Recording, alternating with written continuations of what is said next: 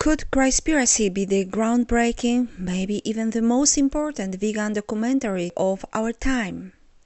The topic itself certainly has that potential, and it was undoubtedly the most anticipating documentary for me. Although many vegans may not see the direct connection, I have always viewed religion as the primary barrier to granting animals their rightful moral status and protection. Why? Because religions have defined and continue to define the concepts of morality, ethics, and notions of good and evil, shaping not only the beliefs of the faithful, but entire societies. Today, after long months of waiting, I finally had the chance to watch the film following its global premiere. And what are my first impressions?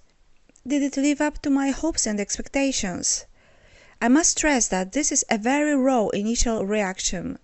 I haven't yet had the time to fully process the many arguments presented by the filmmakers. To begin with, CHRISTSPIRACY is packed with groundbreaking, deeply significant and thought-provoking information. I found myself pausing it frequently to seek additional resources, verify facts, and analyze the text referenced by the speakers. It's not an easy process, and it will undoubtedly take me a considerable amount of time to thoroughly assess the many themes introduced in the film.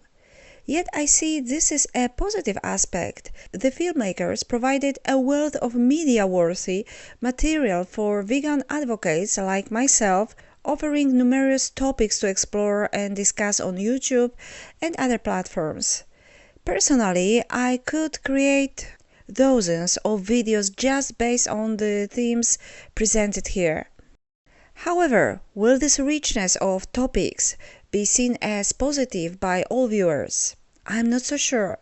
Some themes, though valuable, could easily serve as the basis for entirely separate films.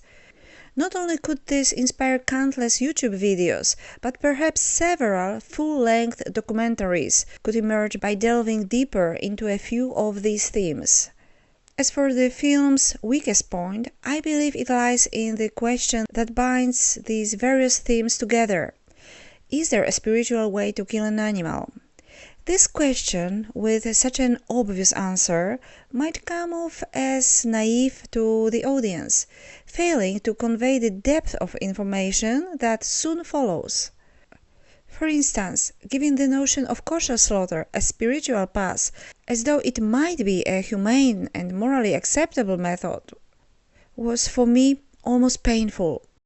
As someone from a nation that has long battled against this practice, knowing how much research has been already done on the topic over decades, proving that stress hormone levels in animals are multiple times higher in ritual slaughter comparing to traditional methods, it seemed unconvincing and strange.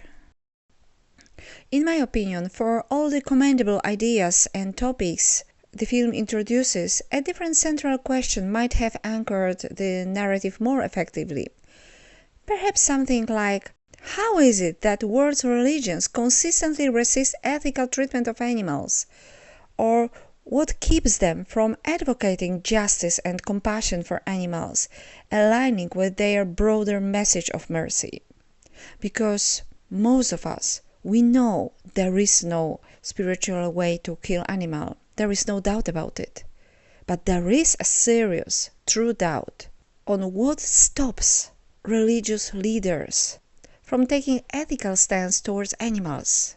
This is a true question.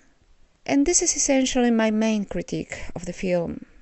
That said, CHRISTSPIRACY has clearly provided a rich foundation for thought, one that I will likely continue to analyze for quite some time and that will inspire more content from me.